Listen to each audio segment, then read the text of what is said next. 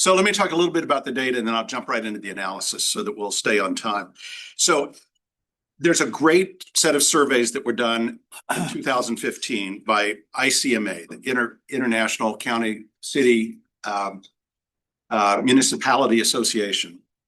And what's great about it, I'll show you some of the breakdowns in just a moment, is that it surveyed about 1,000 cities, a little less than that in terms of usable data, on their sustainability actions, as well as the local redistributive programs that they enact.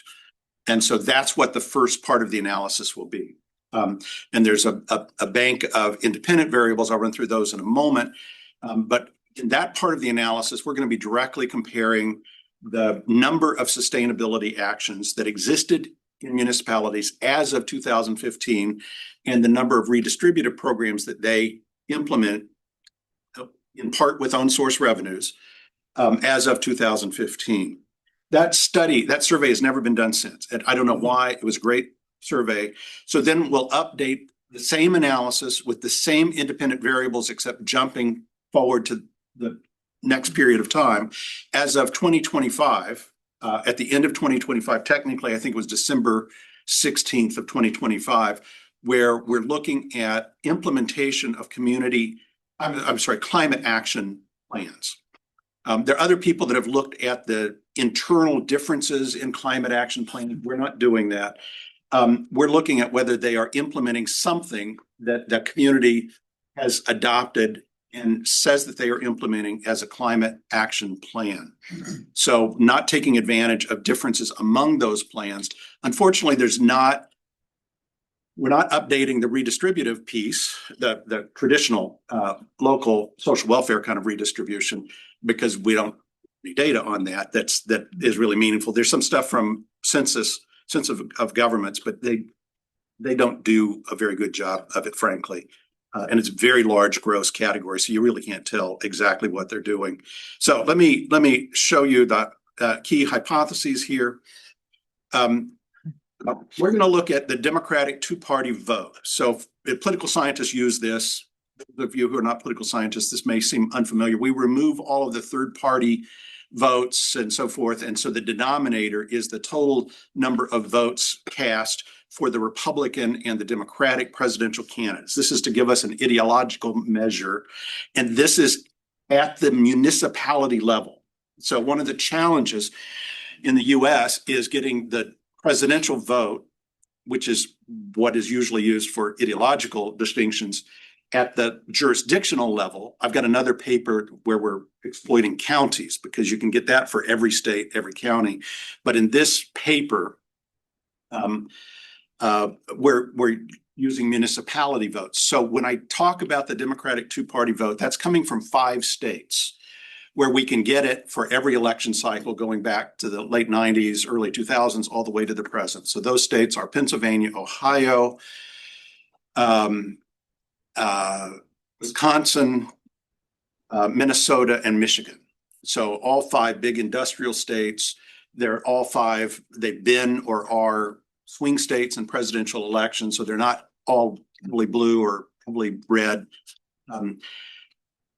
There's also a lot of collinearity between the presidential two-party vote and a lot of these other measures. So after I talk about the partisanship, then we're going to remove that variable because of the collinearity and look at the other variables that are in the model. So what are those? We're going to look at the proportion of the population that is in the highest income category, which is $200,000 or more, adjusted for inflation, and the adjustment is 2016. The proportion in the lowest income level, which is basically 25,000 and below. Educational attainment high, and we're looking at postgraduate, the proportion of the adult population with postgraduate degrees, and the proportion of the population with a high school diploma or less. And I'm going to come back to this as one of the interesting kind of things, because it's going to turn out that, so I'm hinting, educational attainment is going to turn out to be a really important variable. And we want to understand more about what exactly is going on with that variable. The proportion of homeowners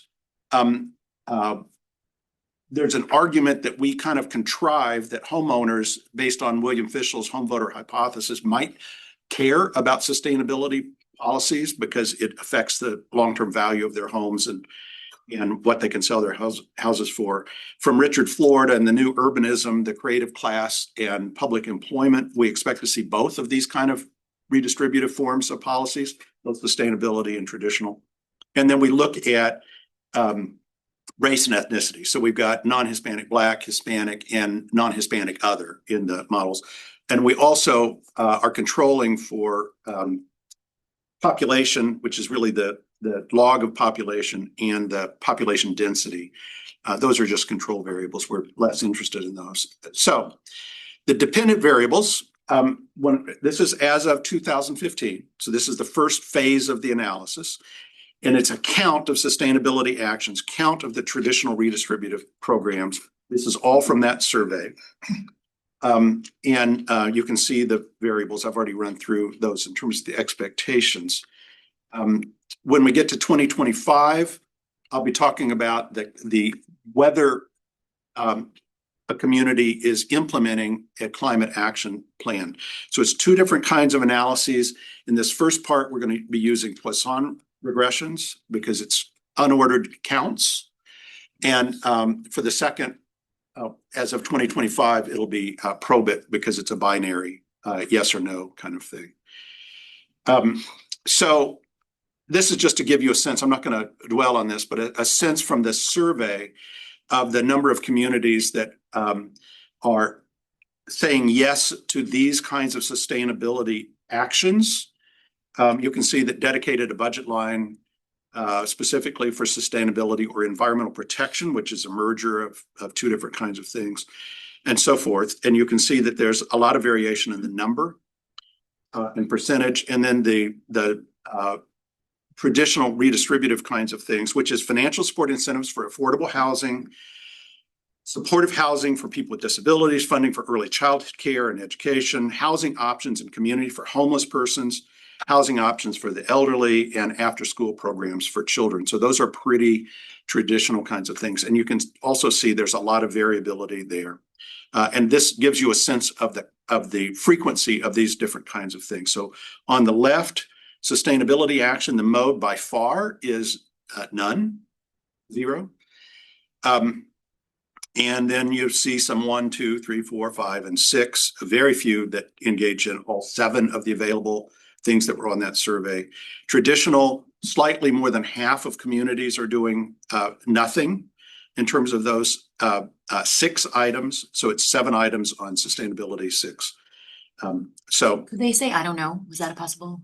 This was going to the city managers. So many city managers. Okay. Yeah. So city managers are pretty good about. So this is not a survey of the general public. This is the ICMA sends these surveys, and they've done a great job. But in the last decade, they seem to have fallen off the map, and I'm disappointed because they did all kinds of high quality stuff through the 80s and 90s and early 2000s, but not in the last decade.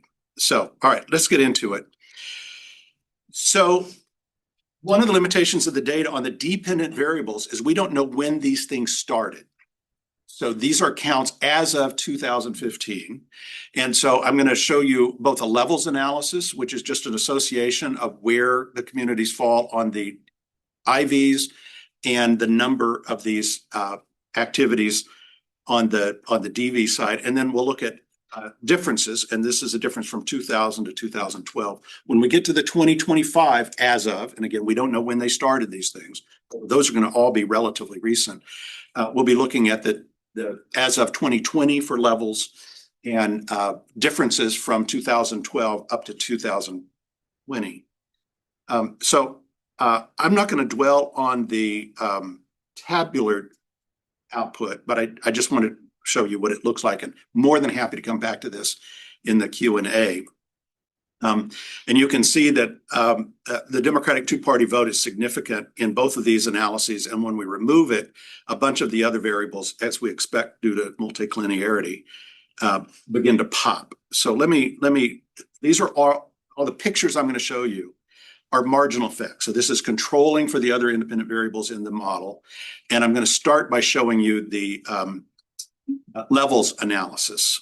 So you can see that as the percent Democratic two-party vote, and again, this is in those 5 states, so it's about 240-ish communities for which we have data, because they had to both answer the survey and be in one of those 5 states. You can see that there is a strong, significant effect of how strong the Democratic, how blue the community is, and the likelihood of one or more, or the count in the Poisson regression of sustainability actions. You can see it's significant, but much more modest in terms of the traditional redistributive programs. Still a positive kind of thing. So I'm going to remove the Democratic two-party vote now, and I want you to dwell first on the upper pair and then the lower pair. And this is the beginning of what we think is an interesting story. And it's going back to this heterogeneous mix of internally homogeneous in terms of policy performance. High income. So this is the proportion of the population with high income. It is as flat as a flat line can be. High education is significant and positive for sustainability actions. We actually find, and we were surprised at this was not what we expected, that the high income was positively associated with the traditional redistributive programs. And it's not significant, or the high education is not significant with the traditional redistributive program. So already you're beginning to see a difference between the role of education and the role of income. And these are both the highest categories. So this is postgraduate degrees and people in inflation adjusted terms in the $200,000 or more. So now let's look at low education, low income. Not a big surprise that as the proportion of the population in the lowest income category, that share increases, the number of sustainability actions falls from a low level to basically nothing. There's no significance, although visually it looks like the same pattern with the share of the population with low education. It's not statistically significant. Traditional redistributive programs, from a kind of classic welfare economics view, this is encouraging. As the share of the low income population increases, there are more of these traditional redistributive programs. So that's an interesting thing. And recall, I'll go back up, that it's also significant and positive with the share of high income. So there is a redistribution taking place here from in places with more wealthier people or high income people, and in places with a higher share of low income. No effect of low education. But the education story, again, is going to become significant. We get some interesting things. I think I'll hold off on some of the race and ethnicity discussion for a little bit. There's a very clear difference between the share of the population that is Black and shares of populations that are Hispanic or Latino. We very seldom in any of the analyses find significant associations as the share of the non-Hispanic Black population increases. And we frequently do with Hispanic. We don't have a real good understanding of what's going on with that. I'd love to hear your speculations on that, but that seems to be mostly true. And where non-Hispanic Black is significant, it's usually in the negative direction. So as the Black population increases, you'll see that there are fewer of these traditional redistributed programs. All right, I'm going to run through quickly, since we did a long commercial break, the differences. So this is looking at the change in the share of the populations and the number of these kinds of things as of 2015, because we're interested, does it make a difference if a place is getting more of these kind of dimensions? Again, here's the table. I'll show you pictures, but happy to come back to this. Here we find very strong effects of the Democratic Party vote. So in both cases, Democratic communities are more likely to do both of these kinds of things. Let me give you a hint for the future. those Democratic communities don't look at all alike. They're two different kinds of Democratic communities. And Republican communities rarely do either of these. Right? So this is why the title of the paper is red, blue, green. This is now dropping out the Democratic two-party vote. Sample size jumps back up to about 800 communities because now it's nationwide in terms of the survey respondents. And you can see this is change in the high income share, change in the high education share.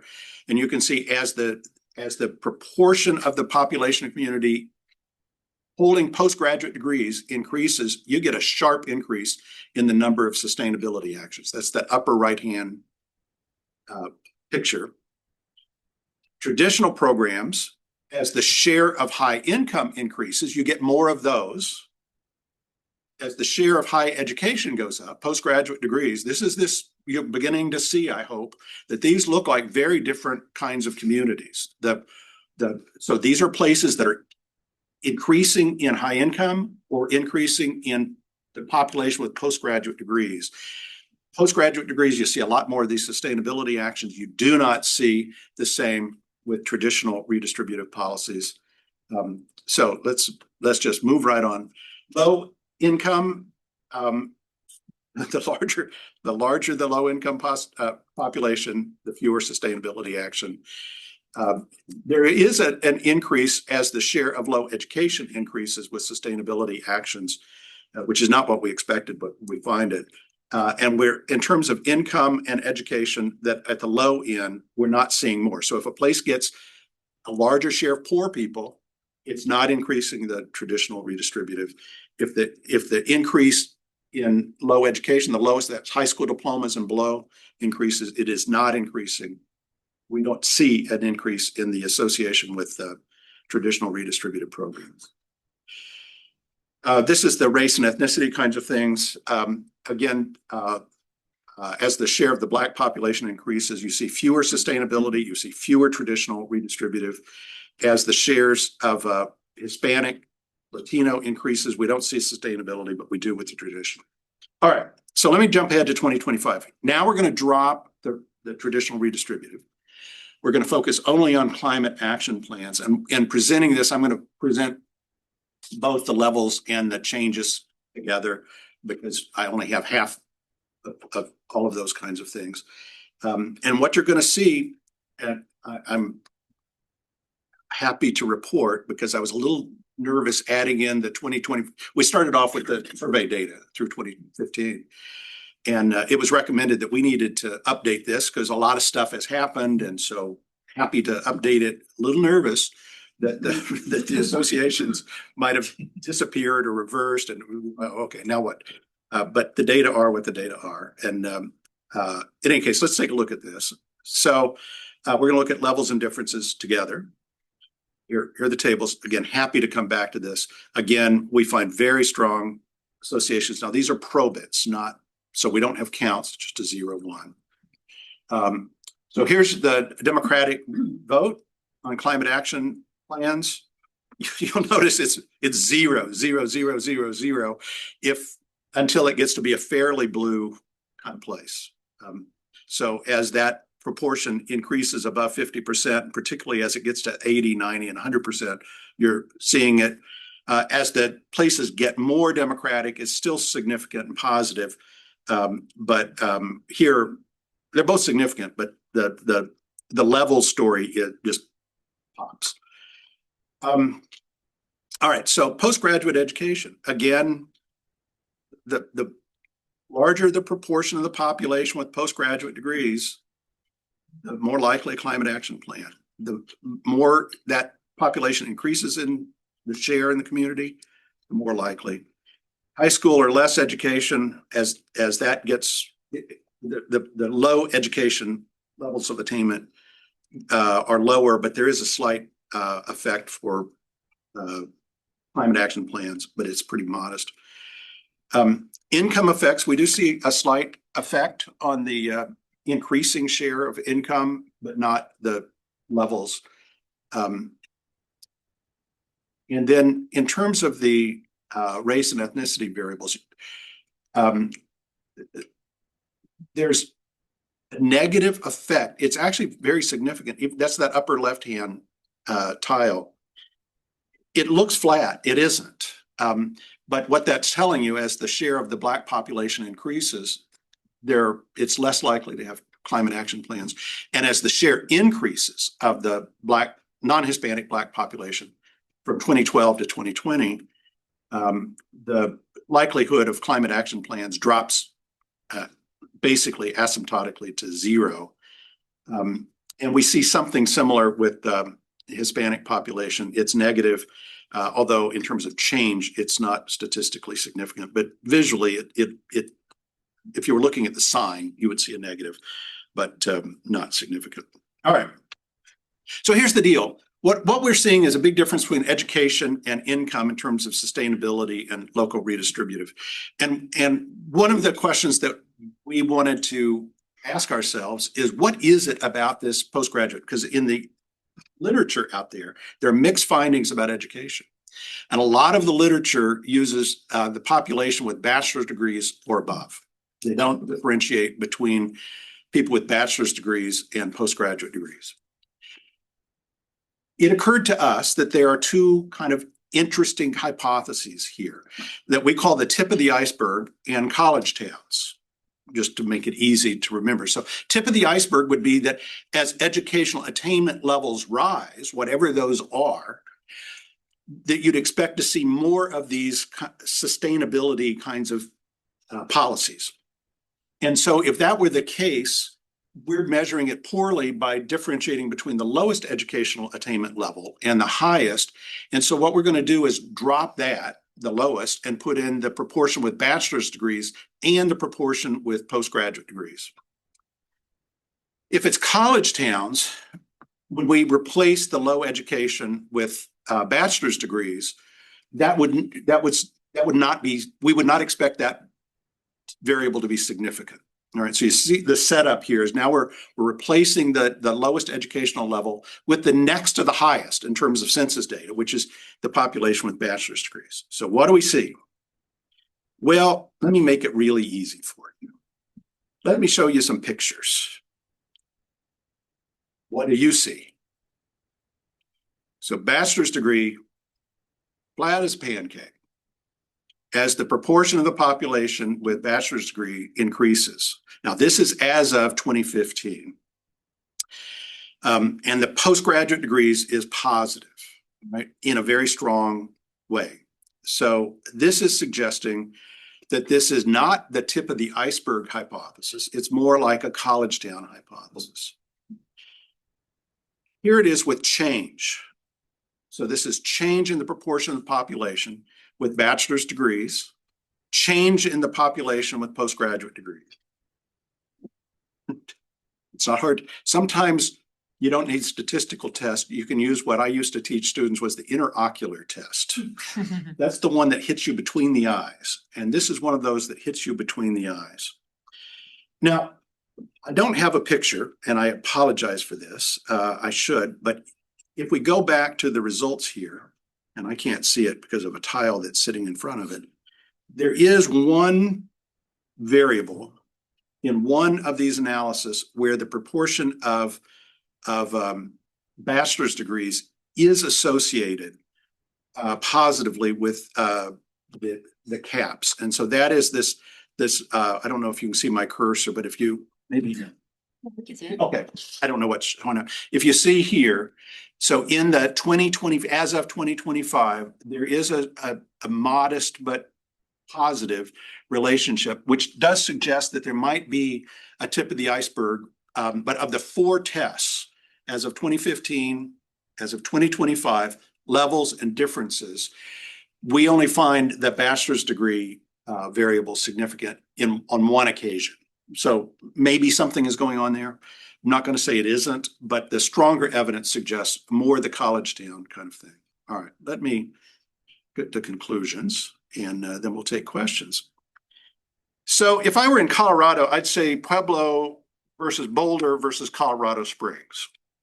Pueblo is a traditional kind of blue collar, strong labor unions of the industrial sort of thing, steel industry. I'm talking about the city of Pueblo. County now has a ton of retirees. They don't live in the city, they live out in the county. And then there's Boulder. Boulder, my boys call the gateway to granola. And then there's Colorado Springs, classic kind of red community. As I was thinking about Indiana, I was putting this together about a week ago. Hammond and Bloomington are similar in terms of their Democratic vote proportion. Hammond is the kind of classic traditional redistributive, potentially the home of the future Indiana Bears. I've learned that's a couple of days.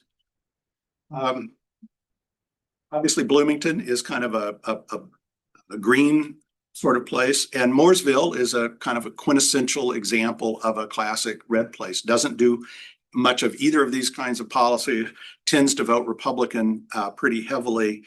And so we find three different kinds of communities on this set of measures. If we had other measures, it might be somewhat different. But what we're finding is that there are kind of classic blue Democratic municipalities, that there are green Democratic kinds of communities, and while they vote, their partisanship is very similar, they're really different in terms of the kinds of local policies that they are leaning into. And then there are red communities that aren't leaning into either of these, although they often will have one or two of the traditional redistributed, but not very many of those kinds of things. So I'm going to talk just briefly about causality. Which way does causal arrow point? I've tried to be very careful to talk about associations here between policies and the composition of local jurisdictions. And I've tried to have intentional ambiguity. I think that's our policy toward Taiwan and China is something like that. About the direction of causality. And in the book project, we're working inside, but with some major modifications to the classic Thibault sorting model. And in our argument, populations change, but so do the policies that are implemented locally to attract or to repel populations. So in our argument, our thinking, causality should be moving in both directions. And so that's one of the reasons that I've been careful. And we talk about this as kind of an extension of what's called the Curley effect in the urban literature. Curley was a famous, incredibly corrupt, powerful mayor of Boston, 4 times, served twice in the House of Representatives, ran for governor, and was imprisoned twice, and ran for office from prison his last time. But he tried to reshape the population of Boston by forcing people of white Anglo-Saxon Protestant backgrounds to leave Boston, which is why they're in Cambridge and all kinds of other things, and favored Irish. We don't think that this has to be identity politics kind of stuff, but that policies attract some kind of people.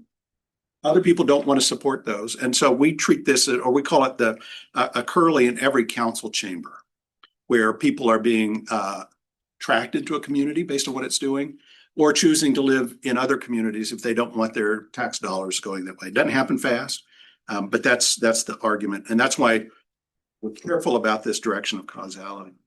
So it's 12:42. I was going to say 10:42 because in Colorado, that's what it is. I'd love to hear your comments and questions and thoughts and suggestions and anything else that you want to share. First one on the plot. Being with tradition, I will take a few, and the first questions come from a graduate student. Thank you for presentation. Yeah, quick question regarding your method. I was wondering how results might change if the interaction term between, for example, political identity and educational level. Yeah, I like that idea. We have not done that. It's interaction terms can be done where both variables in the interaction are continuous variables. They're much easier to interpret if one of them is a binary variable, because it just makes it, and because we've got large variation on all of our independent variables, we'd have to think hard. We've not done it, but I will run this by my co-author. If there are some places where we might want to explore bifurcating one or more of these continuous variables just to test. So which one do you think would be the most interesting in terms of interaction? I mean, idea. Yeah, so we could do that. Oh, gee, we have to think. Let me ponder that. I like that idea, but I've got to figure out how we would do it with continuous variables. I didn't mention the sample size. So the reason I'm jumping to this, sample size jumps enormously in the 2025 data because we're not relegated to the respondents to a survey. So this is all municipalities or all municipalities in those 5 states for the Democratic two-party vote. So the sample size goes from about 242, I think it is, with the two-party vote as of 2015, and about 850 when we remove that variable. In the 2025 sample, because it's all municipalities in the country or in those 5 states, it jumps up to oh my gosh, it's like let me go up. So we could probably better implement your suggestion.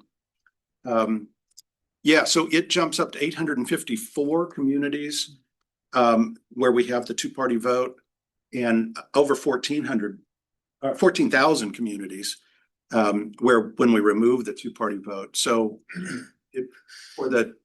as of 2025, we might be able to offset the loss of the variation with the increased power from the larger sample size. Is that? Yeah, I'll give some thought to that. We had Aisha, and I have Mike, and you, and then you. All right, go for it. First of all, thank you for this informative research. I do something Could you similar. speak up a little bit, please? Of course, yeah. I do something similar, but my research specifically based on public policy side at university level. But I did research with Michigan cities, 2020, 6 years ago, maybe 4.5. Yeah, and then I have actually lots of questions, but just try to keep it basic and simple. I just wonder the first question specifically based on methodology. You said 1,000 cities, right? Let me go back. I can show you that the bottom of the table, and I apologize, but so in the 2015, if I remove the two-party vote, we have 868. So those are municipalities that responded to the ICMA survey, and we have 14,000 plus for all communities in terms of the climate action plans. And again, only about 10% of the communities, I don't think I mentioned that, only about 10% of all communities had implemented a climate action plan as of These have climate action plan at that time because as of 2020, as of December, 2 months ago, about 10% of municipalities across the country had registered that they were implementing a climate action plan. It's about 10%. The second one, what was the criteria for picking these cities? Just the industrialized areas, or? No, those are all the municipalities in the United States. Across the country. Across all 50 states, yeah. I think all. Okay. So in terms of the two-party vote, we're limited to the 5 states where we could get the two-party vote for every election cycle that we're discussing in there. So that's why that's a much smaller set. Indiana, for example, it's absolutely impossible to get the two-party vote for the city of Bloomington. You can get it from Monroe County, but not for the city of Bloomington. Now, obviously, there's going to be a correlation there, but there are a lot of people that you don't want to infer that there would be an ecological inference that would probably be wrong. The people that choose to live outside the city in the county probably vote differently than the people that live inside the city on average. I don't mean every single person, but on average. So the criteria for the as of 2015 was everybody that responded to the survey that were municipalities. And for as of 2025, it's just municipalities across the whole country. Thank you. And then another thing, actually project really huge. Is it published? I never.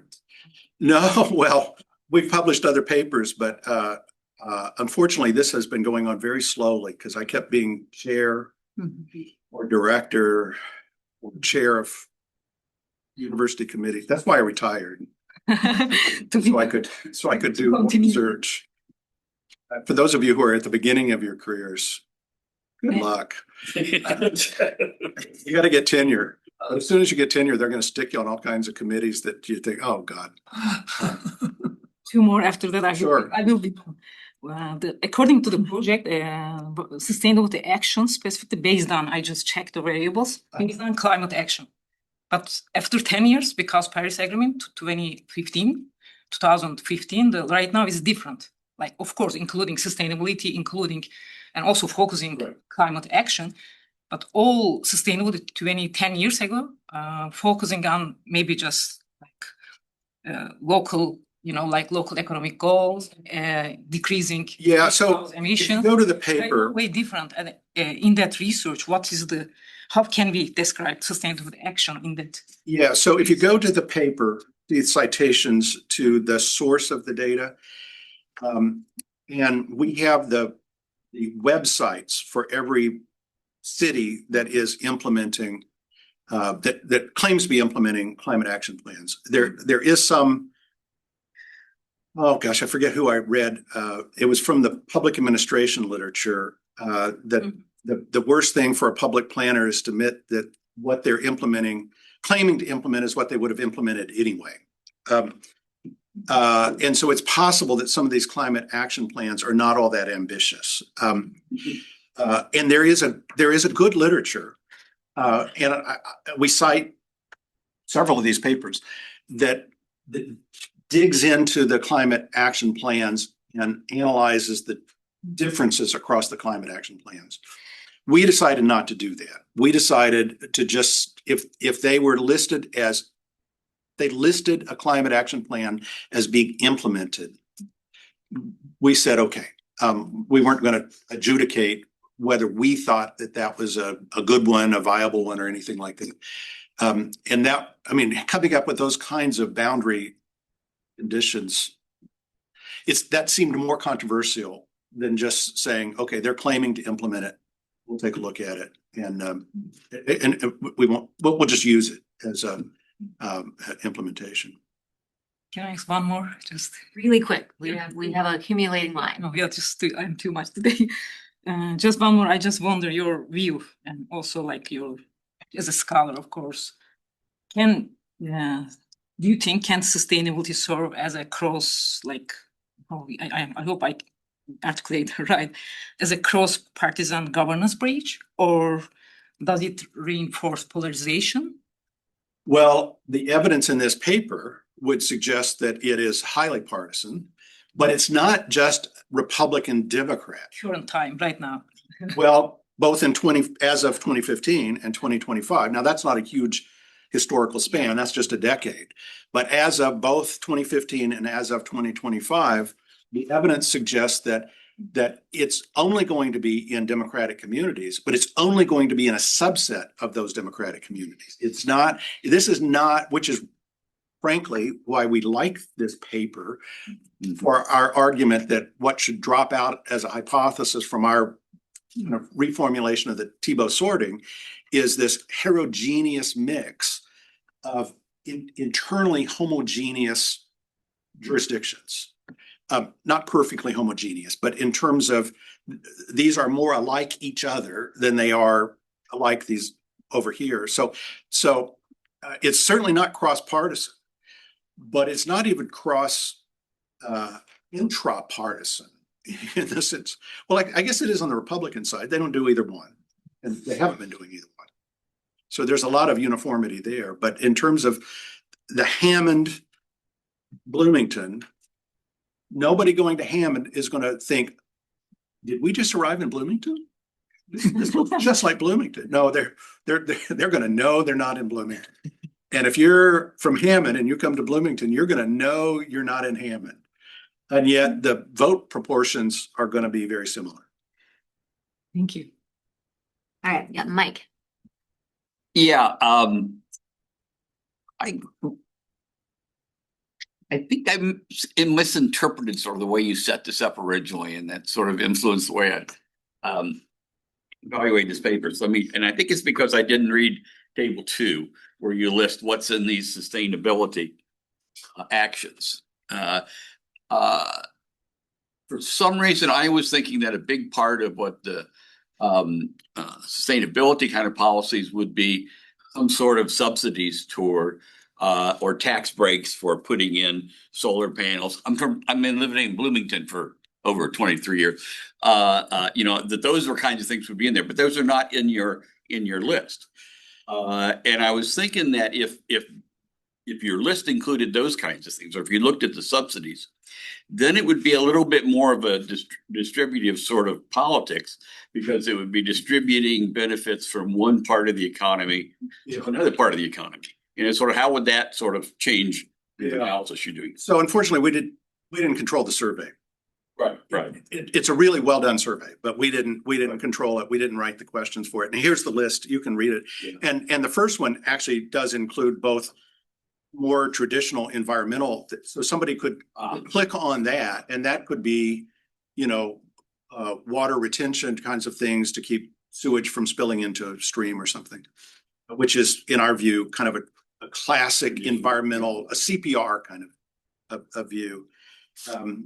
The climate mitigation, climate adaptation, back in the teens, local communities were still kind of exploring all this kind of stuff. And you can see, there were a lot of communities that answered this survey.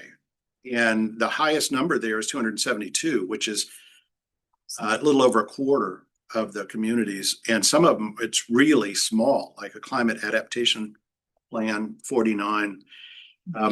So I don't know how different it would be, but you're probably right that it would change their politics a little bit if there are actual dollars that are flowing. There is the literature, which is cited in the paper, that digs into, and mostly it's from the planners and public administration side, that digs into the internals of the climate action plans and what exactly is going on there. And again, we opted to just accept that they were implementing something that they called a climate action plan. It would be possible to dig in and see how many of those, and maybe that would be an interesting place to explore whether you get a distributive politics kind of thing going on. I don't recall in those papers anybody coming at it. Planners and public administration types don't like politics. They don't even want to admit that it exists. So I didn't see that in those papers. Doesn't mean it doesn't exist, but I didn't see it. But they should be sensitive to what parts of the economy are getting supported and you would hope so, but I got to tell you, when you read the planning literature, there's not a lot of sensitivity to anything. Well, they're sensitive to things they care about. That's not what we care about. Okay. Fair Yeah, I guess my question is somewhat related. Thanks. This is really interesting. I was just thinking a lot about the concept of sustainability as generationally redistributive. It's not something with which I had been familiar, so I'm really excited to think more about that. But I think it relates to your point about the sustainability actions, and I'm wondering if you just would talk more about, do you think that's inherent in sustainability, that is by definition generationally redistributive? Because I'm used to thinking of it as a win-win for the current moment and for the future, and that's one of like the ways to try to carve out more. Yeah. So in that literature, there is, particularly on the economics literature on that, and there's a bit literature. I mean, maybe that, are you an economist or? No. All right. So the economists talk a lot about discount rates. And discount rates are about generational transfers Right. or things that take place over a period of time. So if you're buying a car and you're making a decision about a car that costs less now or more now, and you're thinking about what its resale value would be, its reliability, you're maybe not using the language of discount rates, but you're engaging in the calculation of discount rates. So I do think the sustainability literature is inherently cross-generational. Now, the extent to which it is a win-win now to win-win later depends on whether I mean, usually it means spending more for appliances now than you otherwise would have to because of technologies, or of doing with fewer kinds of things now. Because if it were truly a win-win, we wouldn't be talking about this. We'd all be doing it because we'd be better off in the short run to be doing those things, and it would be benefiting the future anyway. The fact that they're trying to modify incentives and restrict what you can buy and all those kinds of things, like low flush toilets and low water kinds of things, and nitrous oxide emissions from furnaces and so forth. Those are more expensive to buy, but they emit fewer of these gases that are bad for the atmosphere. That's not a win-win. That's a lose-win. Now, it might be a good thing to do, right? Because it might well be that future win is super important to achieve, but to the extent that people are spending more money or having fewer choices now in order to make that in the future a better thing is an intergenerational redistribution. Great. I think Yeah. what I would just say briefly, I think there might be some health, obviously sustainability has a very broad. Yeah. So And I would just say also, on that, would we be doing it if it were a win-win? I think I would just suggest it depends on who we is, right, and who's. Well, and that's part of this discussion about discount rates. Because if the discount rates are zero, then you're achieving things in the future at no additional cost in the present, right? So, and there are people who advocate for using that explicitly, a zero discount rate. I think that's doesn't do justice to the fact that there are going to be additional costs. Now, there could be some in the classic traditional environmental policies. There may be some things that have immediate benefits where the redistribution is contemporaneous, right? So if you're thinking about health issues, there are some people who aren't going to benefit right now, but there are other people that have breathing issues and so forth that would, and that would be more like a CPR, where in the classic kind of attainment of air quality emissions. So if you allow some things into the air, everybody is going to be exposed to breathing that. If you remove some things from the air, everybody is going to be breathing less of that kind of stuff. And that's a contemporaneous but that's where the language of CPRs, I think, provides more utility, because then you're thinking about how you're allowing people to use that common pool and how you're going to monitor it, how you're going to enforce it, and those kinds of things. So it turns out this is probably a pretty good place to grapple with CPRs, I hear. All right, Ethan? Thank you so much. Once again, fantastic presentation. It really got me thinking about, how historically, conservation, public land funding has been like a very bipartisan issue within the United States, and how you talked about infrastructure and sustainable infrastructure taking a long time, to be appreciated, right? Long-term generations. I think about the Civilian Conservation Corps in the 1930s, right? And how so much of our park infrastructure, Blue Ridge Parkway, state parks, national parks, right? We're still using the same stuff from back in the day. And just how many red communities, right? How important recreation tourism is to them, right? Outside a lot of these state parks and national parks, you've got these red communities.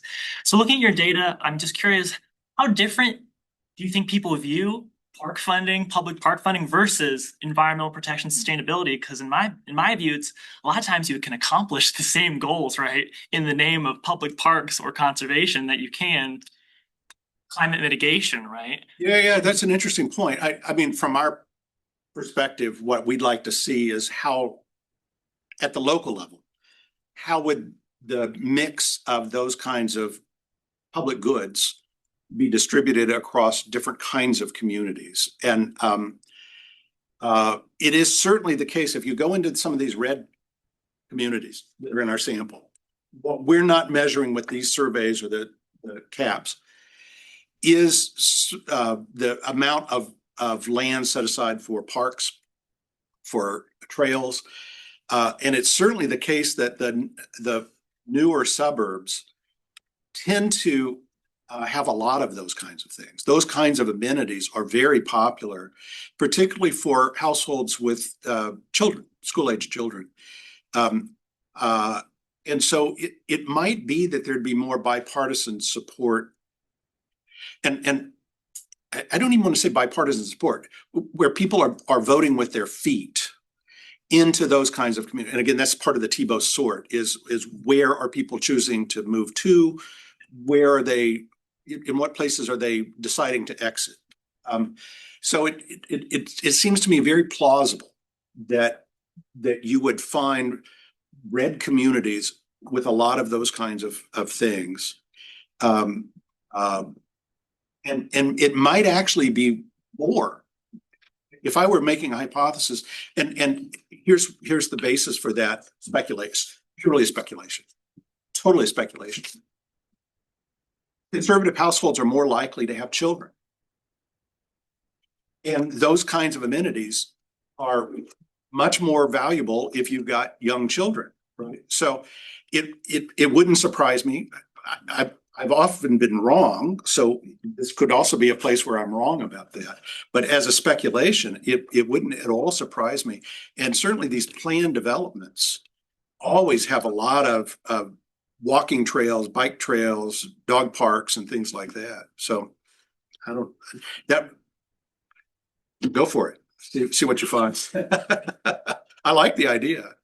And again, we're not saying this is the only way in which these communities differ. Our main goal here is to see if we're seeing evidence of a heterodox mix of homogeneous jurisdictions, right? And so that would be a fun thing to take a look at.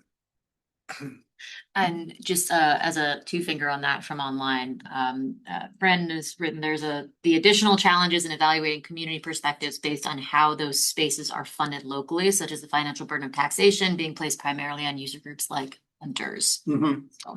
Yeah, well, certainly at the state level. So this is beyond. There's not a lot of hunting that takes place in any municipality, right? I mean that's not really a thing. In the American sense, I mean municipalities comparatively are often counties, right? So you might see some of that sort of thing. But at statewide, the Ducks Unlimited, those kind of organizations, those are hunter organizations, and they do a lot of funding and getting out, cleaning up streams and things like that. So yeah, and we're not looking at the statewide kind of thing, but yeah, absolutely. I would expect to see that sort of thing. You also see it on the left. I mean, there's a lot of cleanup activities and youth summer things at least in Colorado. This is a great gig for teenagers, is to go work up in the mountains, repairing trails and all that kind of stuff, because they're out and it's fun. It's a great gig. All right, Dan.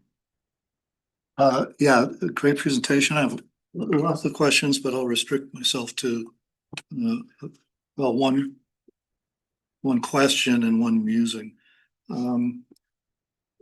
Question: how you treat environmental protection, whether it's on the side of normal redistributive programs or sustainability. What it shares in common with sustainability is front-loaded costs and back-loaded benefits, which to me suggests that it should be treated more like sustainability from the get-go than like a direct transfer, which is very present. Yeah, I mean, I don't want to overstate this, but I do want to maintain this distinction because the climate action kinds of things, the time horizon is often, 50 years, 100 No years. question. Right? Whereas cleaning up a lake, it may take a few years to do that, right? But the people who are spending the money on it most of them are still going to be around to enjoy the fruits of that. But that's often not true Well, with environmental protection, It- with it- normal measures. yeah, Air quality in the Southern California Air Quality Control District, cleaning up ports. yeah. These things are multi-generational in many cases. So Maybe not as long-term as Yeah. climate should change. still push back because the incremental changes. So think about air quality. So I live, from the time I was a little kid, we would drive through the Denver area. And there were times a year where it was mustard color over the air. And so everybody living there or traveling through it experienced mustard air. It was awful. Does this ring true? Yes. As they cleaned it up, it was still mustardy sometimes, but less and less and less. And so in that sense, it's a CPR that is a contemporaneous CPR. CPR. So the climate is a CPR. So I don't think that's the question. And some climate adaptations are immediately beneficial. Like the other point I wanted to make is be really interesting to me. If you took that 2025 data, which is the whole country, right? Yeah. And measured municipalities' distance from a coast. And then Oh, how interesting. much that might affect whether they've got a climate action plan. You build seawalls now around Miami, you're going to get immediate climate-oriented benefits. Maybe. The sea levels are changing they're changing, but changing gradually. They're already changing Yeah. sufficiently in Miami that you're getting regular flooding Yeah. of the ocean well inland. Yeah. Well, in that case, another way of making that case that you're making is that the discount rates are much more predictable and uncertainty is much smaller, right?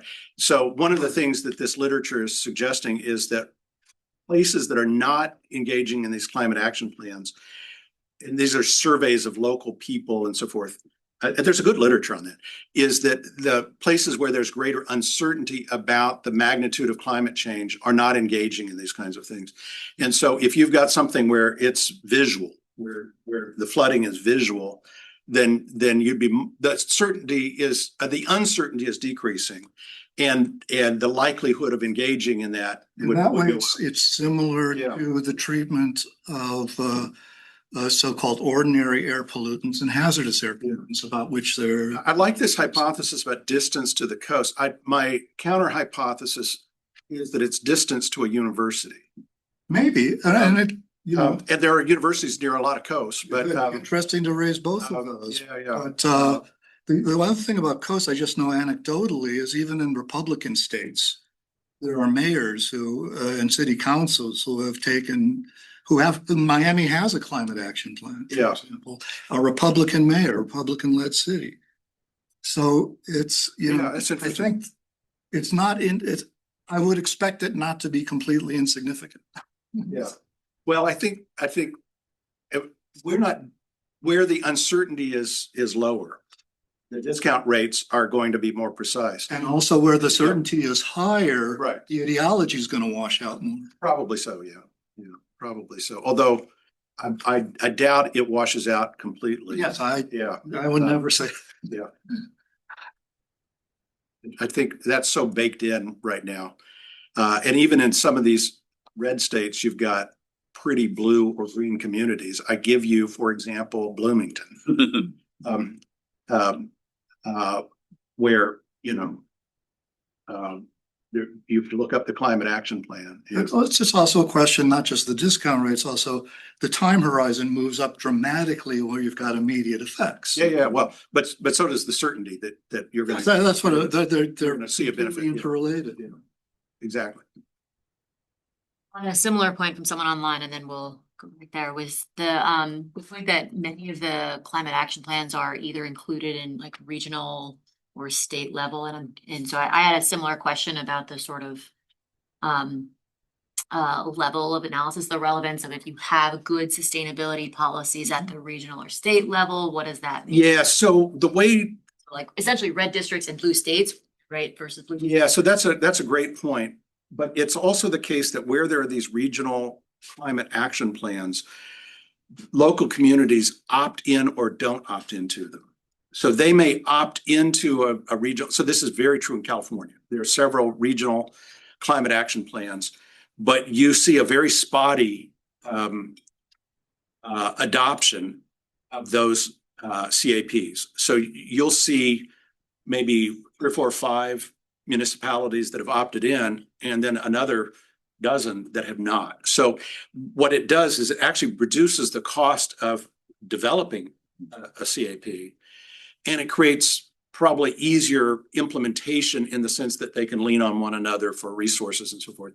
But you still see a lot of variation in terms of which specific communities opt in.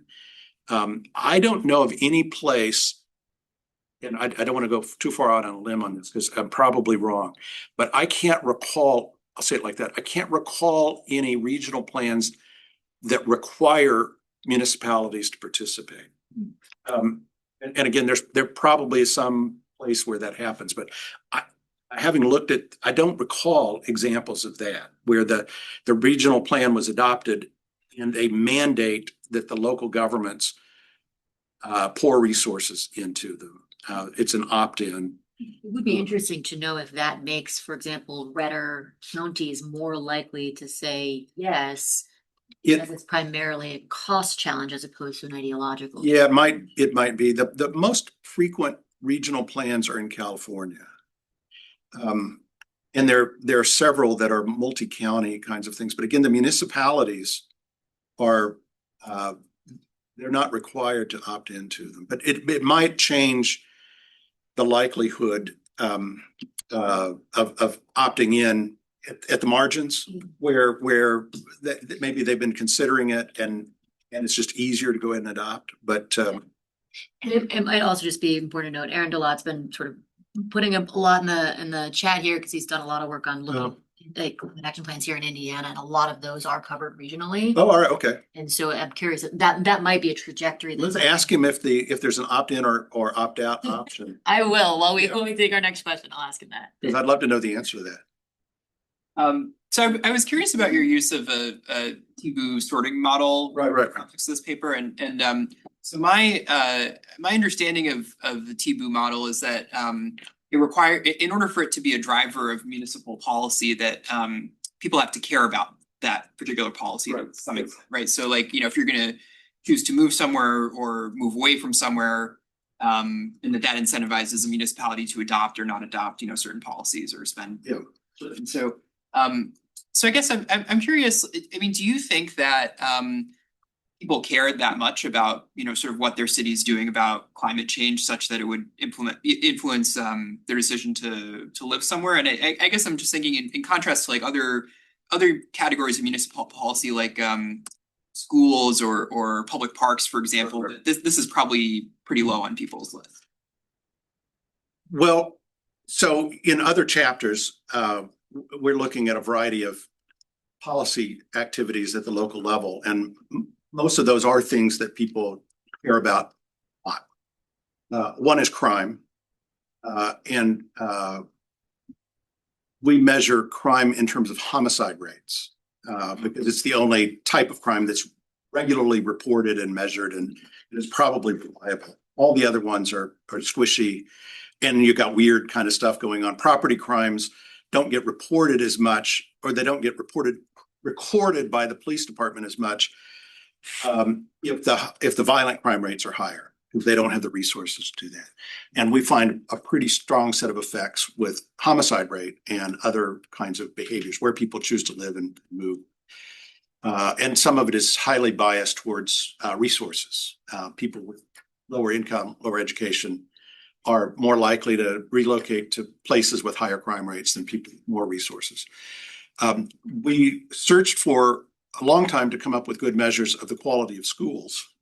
And we were looking in all the wrong places because we wanted to see high quality schools and what difference it would make. And we just couldn't come up with good measures. Test scores are all over the place. But we found that if we measured the percentage of households who send their kids to private schools, we had a really good inverse measure of quality of public schools. So they're often, and so there are strong kinds of things. Housing affordability, or what we measure unaffordability, has really interesting kinds of sorts of things. I don't know that people move into communities because of climate action plans, but the kinds of communities that have those are also communities that are attractive to certain kinds of populations, right? So again, we try to be very careful not to make a causal statement about this policy causes people to move here or move away from there, but a kind of place that's devoting resources to climate action plans is likely to be different in lots of other ways than communities that are not. And so see that as a signal or a heuristic for identifying the kind of community that this kind of population or that kind of population would find more or less attractive. And so there are, we think, and we've got pretty good evidence, differences on multiple policy dimensions where people are choosing to move in or not move in. Housing unaffordability turns out to be a really interesting case because once people are in a community and own a home, they love housing unaffordability. They rate their, on these surveys of how, and the CCES, the Cooperative Congressional Election Survey, in the several years, it was done in even years and continues to be starting in 2008, I think was the first year, maybe it was 2006. Several times asked people to grade on an A to F scale local policy performance, and they loved housing unaffordability. But it turns out there are a lot fewer people moving into places that are unaffordable unless they have a lot of resources. And it's not hard to figure this out. I mean, they can't afford to move into those kinds of places. So it's and unaffordability is in large measure a policy choice of a local community. It has to do with land use, zoning, fees for getting permits and all that kind of stuff. So those are policies that lead to unaffordability. I mean, some places are totally landlocked, but most places are not. And so there are places that they could open it up. So that's a long answer to your question about, is it a climate action plan? I think that's a heuristic for identifying the kinds of policy choices that a place is likely to be leaning into. You think the sorting, to the extent that there's sorting, that it's probably happening on some of these other like higher salience. Absolutely. Yeah. Policy kind of comes up. I mean, I'm not going to do it right now, but I'm not sure if I'm doing a talk at 4:30. You're not. Okay. Well, if I were, I'd show you some pictures of it. Because I put together a whole series of things where we could see what difference it makes to who's moving in and who's not. I'd also be curious if those climate action plans are really like primarily relevant. You're already planning. You don't care if you're not in it, right?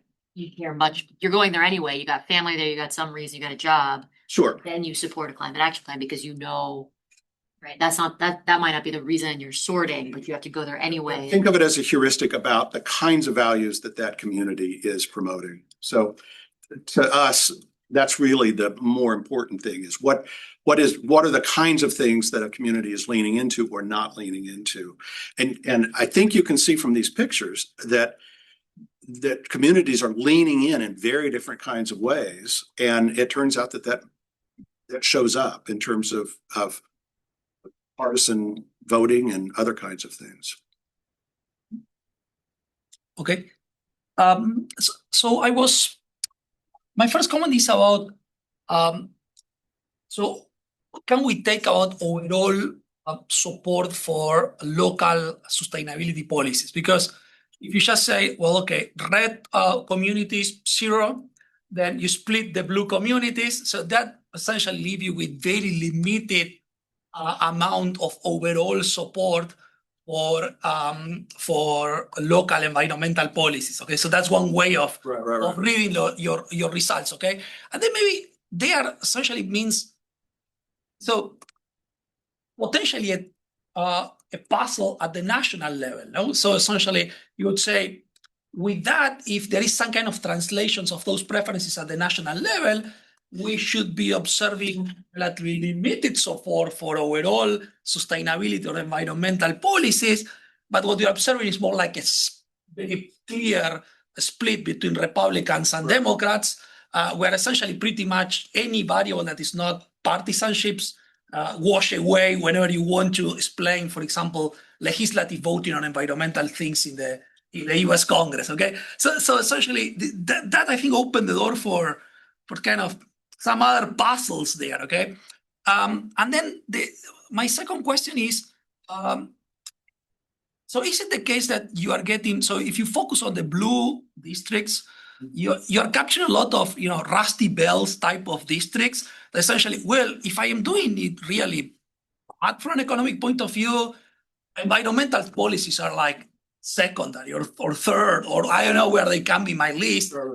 If I go for something, I support more classical standard redistributive policies. Okay, and then the final thing is like, I think some stuff that you are saying may also explain how the parties are reorganizing their national coalitions. No, because I think for some time the Democrats were trying to tie distributive policies with environmental policies. Like, okay, these are part of the same package. Okay, you should support both. Right. If you care about one, you should support the other one, and they will run. Okay, what you are suggesting is like, look, you are essentially, you don't have a lot of communities that care about both.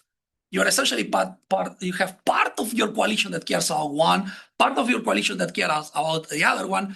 And I think that's part of what the Republican Party has been doing, is like, for those Rusty Bells districts that they want redistribution, okay, I don't give you this redistribution A, but I can give you migration policy or tariff as a substitute for redistribution, and I don't need to move anything on the environmental issue. No? Yeah. And that's part kind of the national arena of how parties are building the coalitions. Is kind of highly connected to what you are talking about. Huh? Yeah, there are a couple of points that I could make with that.